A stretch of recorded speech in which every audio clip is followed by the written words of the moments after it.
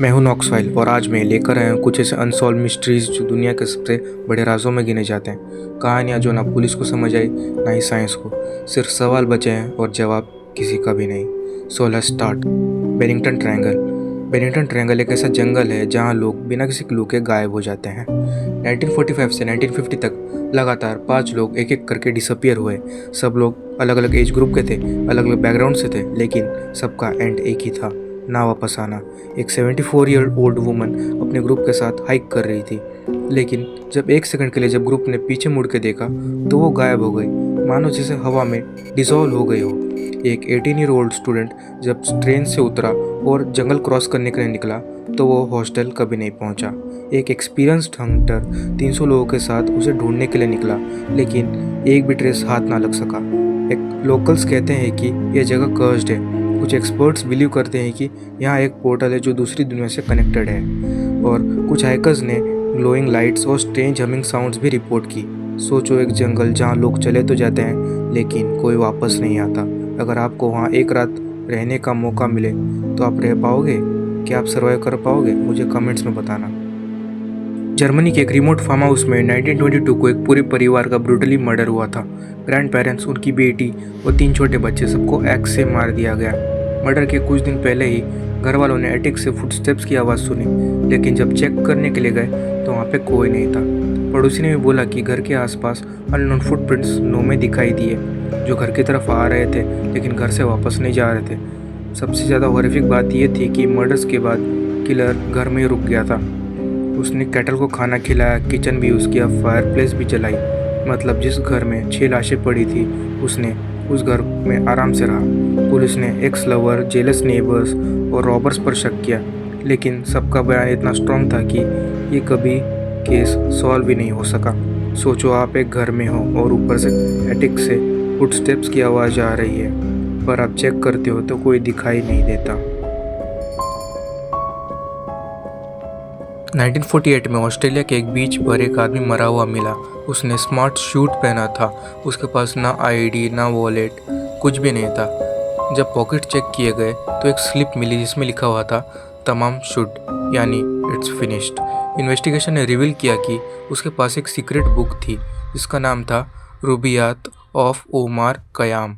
उसके last page पर एक कोडेड मैसेज लिखा था, लेटर्स और पैटर्न जो किसी सीक्रेट स्पाई कोड जैसा लगता था। एक्सपर्ट्स और क्राफ्टोग्राफर्स ने सालों तक डिकोड करने की कोशिश की पर फेल रहे। एक औरत सस्पेक्ट हुई जिसके पास सेम बुक की कॉपी थी। उसने बोला वो आदमी को नहीं जानती, लेकिन पुलिस के नोट्स में लिखा था कि जब उस औरत ने जब आदमी की लाश देखी तो उसका चेहरा एकदम पीला पड़ गया, जैसे वो जानती हो पर वो कुछ कहना नहीं चाहती। थियरीज ये कहती है कि वो एक रशियन स्पाई था, कोल्ड वॉर के टाइम का। कुछ लोग बोलते हैं कि उसने एक रेयर पॉइजन लिया था जो कि ट्रेस भी नहीं हो सकता।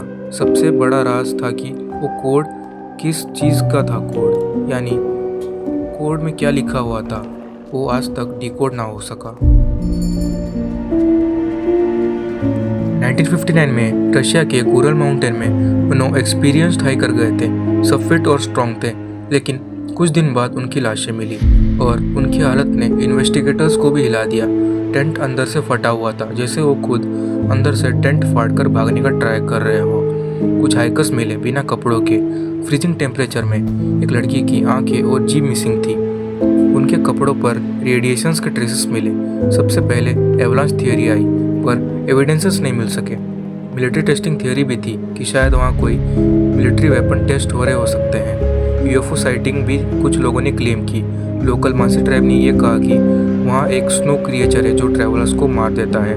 गवर्नमेंट ने यह फाइल क्लोज कर दी और लिखा कि अननोन कंपेलिंग फोर्स, मतलब एक ऐसी पावर जो ताकतवर हाइकर्स को भी तोड़ गई। सोचो, एक बर्फीली रात में आप टेंट में हो और एक ऐसी फोर्स आती है जो आपको मजबूर कर देती है भागने पर। आप नंगे पांव बिना कपड़ों के भागते हो और फिर कभी वापस नहीं।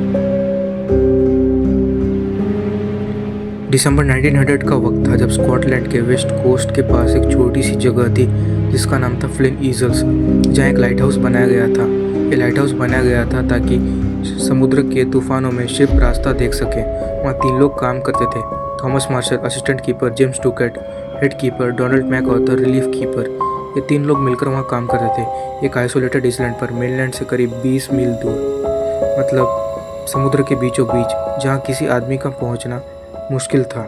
15 दिसंबर 1900 को एक शिप जिसका नाम था आर्चर फ्लिन ईजल्स के पास से गुजर रही थी। उन्होंने देखा कि लाइट हाउस की लाइट बंद थी, जबकि रात का समय था और रात के समय लाइट चालू रहना इम्पोर्टेंट थी। कैप्टन ने सोचा कि कोई टेक्निकल प्रॉब्लम आ गई थी शायद। 26 दिसंबर को जब वेदर थोड़ा ठीक हुआ, एक रेस्क्यू टीम भेजी गई जिसका नाम था हिस्पेरस। उन्होंने आइसलैंड पर लैंड किया तो देखा कि किचन के टेबल पर खाना पड़ा हुआ था, चेयर्स गिरी हुई थी, क्लॉक की घड़ियां बंद थी। लाइट हाउस साफ और ऑर्डर था जैसे डेली ड्यूटी होती है। एक ऑयलस्किन कोट, बारिश का कोट लटका हुआ था, पर बाकी 2 कोट गायब थे। सबसे बड़ी बात, तीनों आदमी कहीं नहीं थे। ना कोई स्ट्रगल, ना कोई फाइट, ना कोई निशान, कुछ नहीं। जब उन्होंने लाइट हाउस के बाहर जाके देखा तो आइसलैंड के एक साइड पर रेलिंग टेढ़ी मेढ़ी थी और कुछ रॉक्स के पास समुद्र के बड़ी सी वेव के डैमेज दिखाई दिए। लगा जैसे कोई बड़ा तूफान आया हो। लोगों ने यह थ्योरी दी कि शायद कीपर्स तूफान देखने या समुद्र के पास कुछ काम करने के लिए गए थे और एक बड़ी वेव आई और उन्हें ले गई। लेकिन एक दिक्कत यहाँ थी कि तीसरे आदमी का कोट अंदर था, तो वो बिना कोट के बाहर क्यों गया था इतने फ्रीजिंग टेम्परेचर में? और एक आदमी गया भी हो तो सब 3 एक साथ क्यों गए थे?